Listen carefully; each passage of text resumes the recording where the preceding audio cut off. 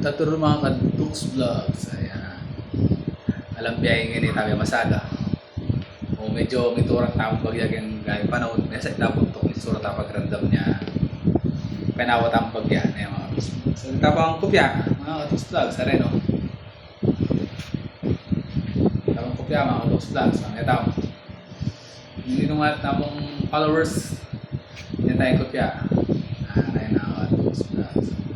Abang-abang ka kung i-akit $10 yung tinatawag pamitang kopya mga kadux vlogs. Pag-follow na mo sana yung tamang page na kadux vlogs, pa-support naman yung pakanalan mo sana. So kung mo dyan maging tamang 15k followers maswelo ta na mga kadux vlogs. Tsaka na mamiyang ang tangkay pang G-Load pa si Bayo, pang G-Load, pero may tamang mo rin pang G-Load pa si Bayo, pero may tamang kopya mga kadux vlogs. So, mga kadux vlogs gray, black, white. Pero ini kata ni kaluguran tao ini or serve at mga dua na doon beta lang mga kadux.